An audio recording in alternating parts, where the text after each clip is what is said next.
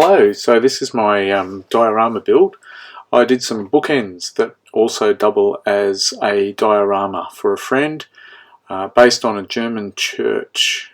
So he grew up in a town called Ainslinger in Germany, and through a series of events I came up with some snow to use for a diorama to make for him, and so I decided to build it build a church for him.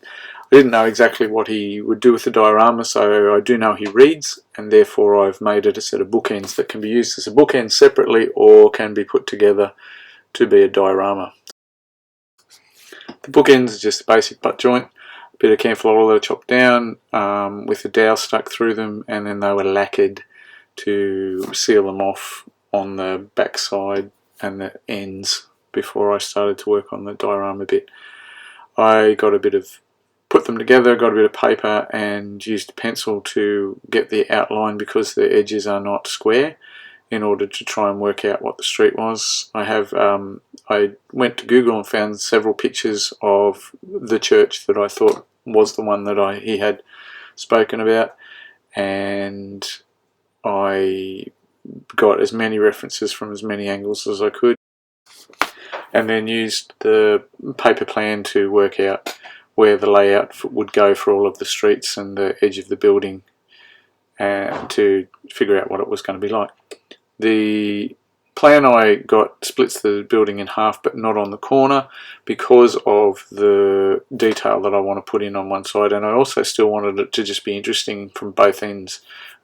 Now I have a leftover mould that I've used previously for making street terrain. I just used a 2-part polyurethane casting resin, and I cast some walls that I'm going to use on the diorama, and then I made some more resin and cast just enough street to make a cobblestone street and some tile infills. So this is a fast curing polyurethane. You can demold it in about 15-20 minutes, and you can start using it after an hour. And it's a straight 1-to-1 mix. I really like this one. This is the resin that I use for anything that I'm resining. The mould I originally made and then cast with a silicone rubber, and I've been able to use it over and over and over and over and over, and it's a favourite one. I really like it. Makes a big tile if I do the whole thing. Moulding all of the little bits and pieces, I wasn't sure exactly how much I'll need, so I've tried to make enough to cover the area that we're doing. Take out the rock walls, and then it was a matter of measuring up against the plan and cutting them to size, which you can see me doing here. And I'm trying to find the tile bits to see. The reference material photos showed cobblestones and separated by these, they're probably cement pavers. With the change of direction in the road, that also presented a challenge, because the road it slopes in a couple of different directions at the building, and there's a cutout where the stone wall is on the screen that's in the top left. So then I cut out the pages to give me the exact shapes and things for cutting out the road bases, and then I had to also make the slopes. So apart from the road, I had to get some foam and mark out the same designs on that, chop it out, and then use some sandpaper to put the angles on it and make it the shape that I needed it to be, and with the slope that it needed to then stick the road base down to. So it was a whole lot of trial and error, and just working at it, taking my time, putting a bit on, coming back to it, checking it against the plan again, back and forth and back and forth. The majority of this build has been done the same way. Everything was step by step with trialing and erroring, and because of the awkward shapes around the edge with the timber, I had to sand it and manipulate it until it was exactly right.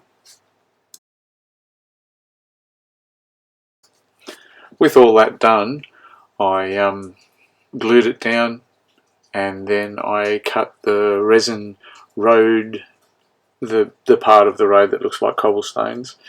When I originally did it, it's made with fly screen. I stuck fly screen down so it gives it a really nice little square cobblestoney sort of pattern.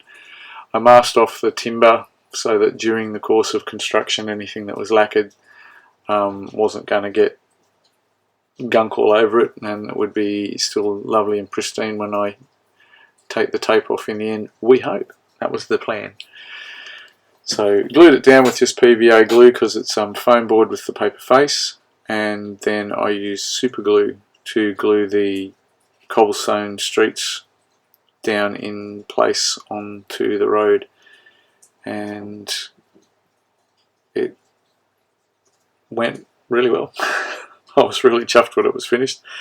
I had enough resin and a little bit left over for making things, so it was quite a useful little mould, that one, and I'm sure I'll use it again. So the streets, I had to cut them, and then I had to do a little bit of sanding on the edges because they were angled in some places so that everything marries up when it's all stuck together, keeping in mind that in each things that some of the road was split where the bookends come apart. So again, trial and error, making things fit, sanding them till they were exactly how I wanted them. I had to cut out a little round hole for a manhole cover, and I just used I think it was a 16mm auger bit, and just very gently drilled that out.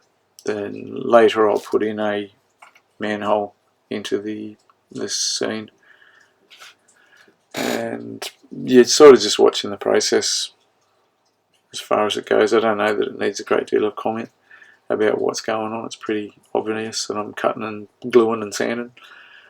The snow, the fact that I'm going to do a snow one it's sort of an organic process really. The friend that I'm making it for, we were working and spraying on a roof of a house, and there was lots and lots of dust, overspray dust that came down fine, and when I swept it up, I looked at it and thought, wow, this would make really, really nice snow for a model.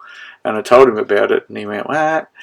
And so I decided that I would make a model for him. So the whole purpose of the model was to use the snow, and then not knowing what to do for a snow model, I decided to do the German somewhere where he might know, and try and make it a little bit more realistic. And then I didn't know what sort of a snow scene would be good, which is why I then went and found some German soldier models. So it's sort of a higgledy-piggledy. It sort of arrived there and it grew. I don't really want to say it snowballed, but it did, from just what can I do with this snow thing to show him how it worked, into the church in the town that he grew up in with the German soldiers sometime in the 1940s. In a wintry scene. After I'd cut out all the streets, I needed to just cut the tiley pattern to fit in between the cobblestones. This will represent the pavers that are in the road, and it was the same process, marking them out against the pages and the holes, the gaps that are in the road, and then sanding them and manipulating them until they fit snugly and squarely, and then gluing them in with super glue. That all is happening that's what you're watching me now. I'm just cutting strips and then making them fit, sanding them till they fit, and then once they were in place and snug, super gluing them into place. So I've jumped a little bit just to save you from being bored to sobs. This entire build took a little bit over 14 hours. I have definitely sped up the video so that you don't do 14 hours, but if there's people like me that like to watch the actual process, I've tried to do as much of the interesting processy bits and show you as I can. Therefore there's going to be 5 videos that cover the whole of the doings, and I hope you really enjoy. If you're not super that much interested in building, but you'd like to see the thing finished, so I suggest that you jump to the 5th video. I'm going to try and upload them all within a couple of days of each other, and you can just watch the end result. The beginning of each video shows a really quick turnaround of it, just showing it when it's done, but the last video will have a little bit longer of the scene. So getting near the end, I'd cut the wall. The wall has a couple of checks out of it, so it was a matter of cutting it, and where you got a straight edge, just getting the knife and putting little nicks in it to put the shape of the rocks back in. I've done this many times before with this particular mould, and it works really well.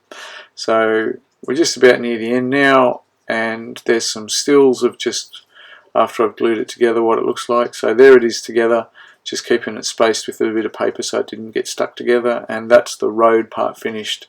The next bit will be actually building the church, and I hope you enjoy it. Thanks for watching.